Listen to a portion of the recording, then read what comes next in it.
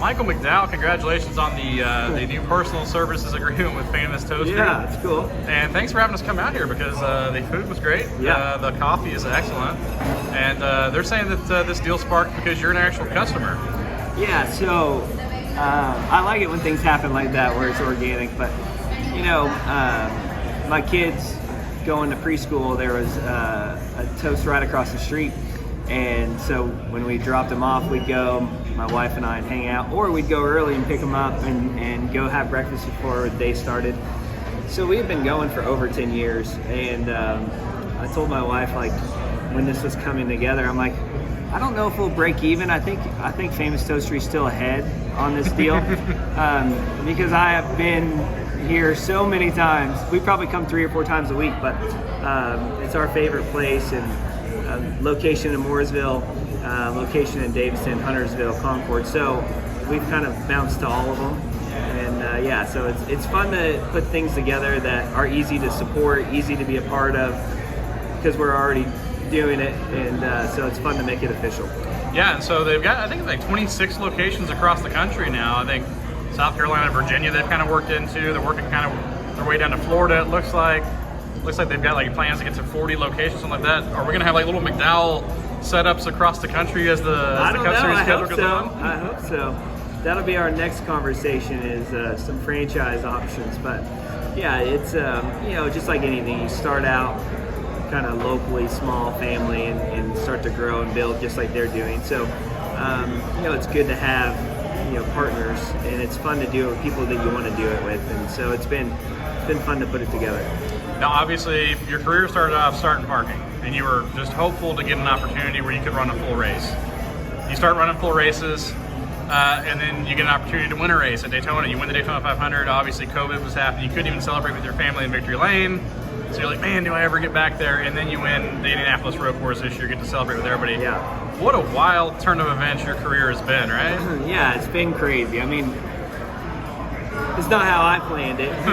It wouldn't have taken this long to, you know, to run well and be successful, but it's not my plan. And, you know, I'm just thankful that it's coming together now. You know, it's obviously winning Daytona was big, but just having the speed and the consistency and the performance that we've had the last 2 years makes it all really worthwhile, you know, because you always hold on to the hope that, you know, one day you're going to be in something competitive and have a chance to win and have a chance to, you know, not just win, but run up front every weekend.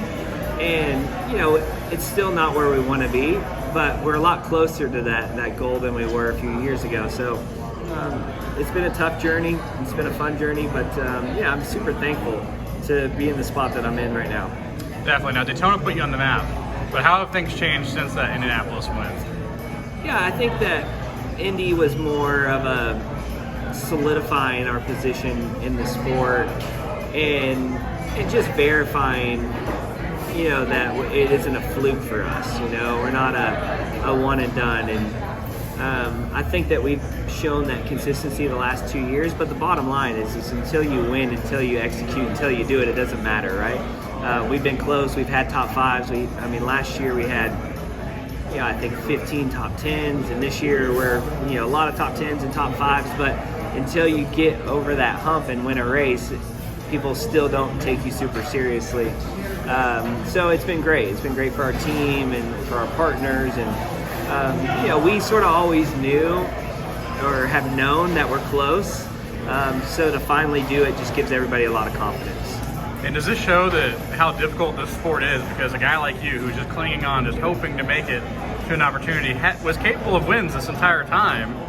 It may never have gotten that opportunity had you not stuck around. Yeah, for sure. And you know, I've always sort of felt that way. Like, not, you know, I'm not the guy that'll sit here and be like, oh, I'm the best, just give me the shot, you know. But deep down, I know I can do it, and I've known I could do it. And I've known the equipment that I've been in, and I've known the circumstances I've been in. And I've tested for the big teams, and I've seen what they have, and I have seen what we haven't had. And so I've sort of quietly known all along that, you know, in the right circumstance at the right time, I'm going to be just fine. But the same thing is, you don't know that until you actually do it. And so for me, it's just makes it all worthwhile. Like, there was a lot of years there that were not fun. You know, a lot of years that weren't fun. And, you know, you did it for the hopes that you would have a shot. And not everybody gets that shot. You know, I think about a lot of really talented guys. I mean, I would hate to go through a list because I would miss so many, but, you know, Josh Wise and Landon Castle, and, you know, there's a bunch more of guys like that had lots of talent, and the opportunity just didn't work out. You know, timing, you know, getting into a car that the expectation was this, but the reality was it was only this good, or vice versa. You know, there's a lot of guys that I feel like had the talent to do it that never really got a real shot at it, you know. But I also know that there's not a lot of people that would do what I've done and driven the cars that I drove and hung on for as long as I've had. They get tired of it, and it's not worth it to them. And I don't know, I just felt like, for me, not just myself, but, you know, it's a lifetime commitment made by my parents, my family, you know, sponsors down the road, and people that have given you shots. And so just to stop doing it because it's not going as well as you'd hope, I felt like was being a baby and need to suck it up. And so I'm thankful for the journey, for sure, but it's been a journey. Yeah. Now, you say you don't want to feel like a baby and just quit in the middle of something trying to work your way up, but at the same time, you've got a family. Was there a point in there where your wife was like, hey, you know, maybe this isn't going to work? There's been a lot of those points. You know, we've always looked at it, you know, from try to remove emotion from it, and, you know, is this working for my family? Is it working financially? All those things. And when we were just staying on the road and driving to the races and all that, as crazy as it sounds, it was actually working for our family. We not had a lot of freedom, but we had enough freedom to be able to go race to race, and we weren't flying, we weren't doing all those things, so we could make it work. But then as our family started expanding, you know, the requirements got bigger and bigger to be able to do that, and, you know, it just worked out to where my deals got a little bit better, and a little bit better throughout that process, and we're able to keep it rolling and keep it together. But there was a lot of times that, you know, trying to figure out, is this what I should do or not? But like I said, when you've given it everything you have for so long, I just always felt like I needed to see it through to the finish line, you know? I never felt done. I never felt like I not just achieved, forget the performance, but I just never felt like I reached what we sought out to reach. So, yeah. Yeah, and now you've got people with thigh tattoos that you're autographing, so what a wild turn of events, right? Yeah. Yeah, it is. I mean, it's hard to imagine just how long it took to get here, but how much has changed in the last 4 or 5 years, you know? But still, there's a lot that's the same too. And, you know, running well has been fun and it's rewarding, but it's not the end-all be-all. It really isn't. There's just so much more to it, but it does make life a lot more fun and pleasant at the shop and at the racetrack, and but it comes with its own struggles too.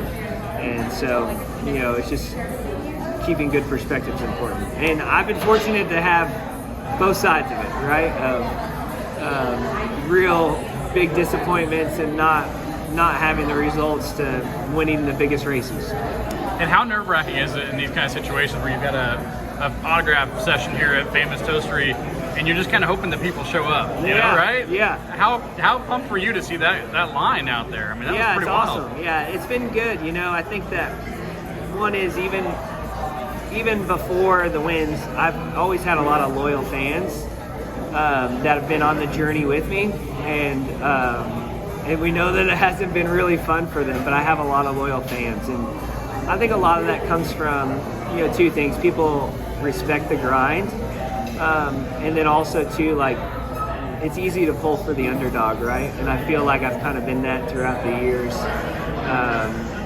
and then also too, I think that being outspoken about my faith has connected with a lot of fans.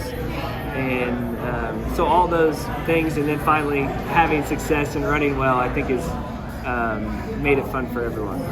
And now you talked about things that have changed the last 4 or 5 years. One thing that's changed, I'm seeing a lot more Michael McDowell merchandise too. Yeah, it's cool. A lot of hats, a lot of shirts, and I'm hearing you've got at-track merchandise for the first time ever, right? Yeah, so my rookie year when I drove for Michael Waltrip, they gave me a little sliver on Michael's truck, and at the time, and he still is, but Michael Waltrip was like one of the leading merchandise guys there was, and one of the most popular drivers. So I got to piggyback off of him for that first rookie year, which was great. But then after that, I didn't have any real merchandise at track, and just whatever online at different race teams and things like that. So it's nice to have a need for it, right? The fans are asking for it. And to have some at-track merchandise has been good, because you get fans always, hey, where can I get a hat? Where can I get a shirt? And you just don't have anywhere to tell them to go. So it's been nice to have an avenue for all that. Definitely. I think that's really, really cool. Before I let you go, I know you've got other things to do. What's your favorite thing to order at Famous Toastery for anybody who's wanting to come check it out now that you've got this deal going? Yeah, so I build my own omelet. I'm an omelet guy. The kids get pancakes and waffles, so they pretty much have everything you want here. And it's like I said, this is not me promoting. I've been coming here for 10 years, so I'm sure a lot of the fans out there have probably seen me here at one point with my family. So it's it's great food, and just it's got that family environment, and that's why I bring my family here, right? And so it's great food and good people. Excellent.